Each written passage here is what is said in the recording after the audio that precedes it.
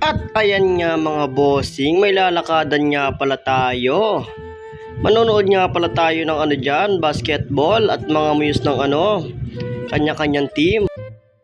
At sakto nga pagdating natin ay nagpa-practice na mga muse. So ayan nga, kung nakikita mo naman, at talaga namang napakaganda at napaka-sexy niya mga yan. Talaga naman.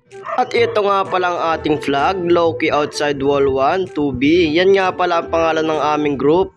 At talaga namang napakaganda niyan. Tapos sasabayan pa ng ikot ng muse natin yan.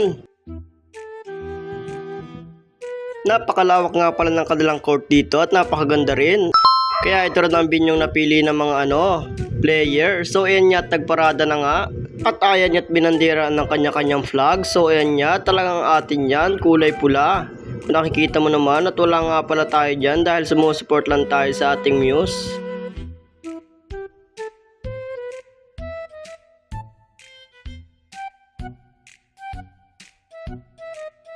At ang program nga pala ay sinimulan ng isang panalangin at yan ang wag nating kakalimutan.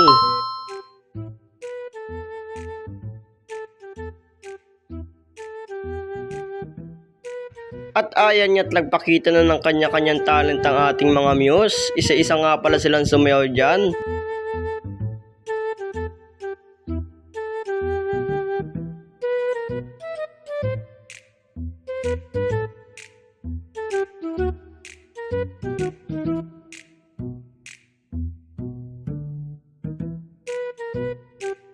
At dito nga ito muna sila sa answer and question at talaga mga kabado yan.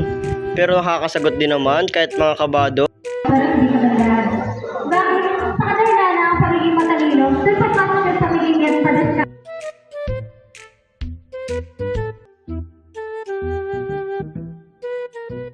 At dito nga ay sabay-sabay na silang sumayaw ng budot. So ayan nga.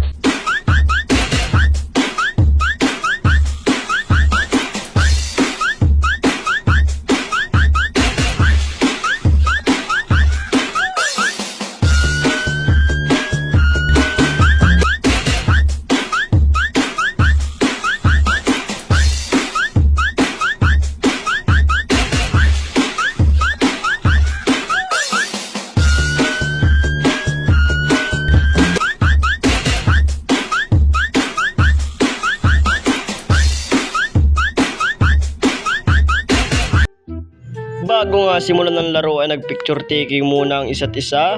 At talaga si kuya hindi mapapatalo, siyempre sasama yan. Sasama nga din pala sana tayo kaso nga medyo nahiya lang ako. At hanggang dito na lang ating video mga idol. Nasayang ko na naman ang 3 minuto ng inyong buhay. Salamat sa panonood.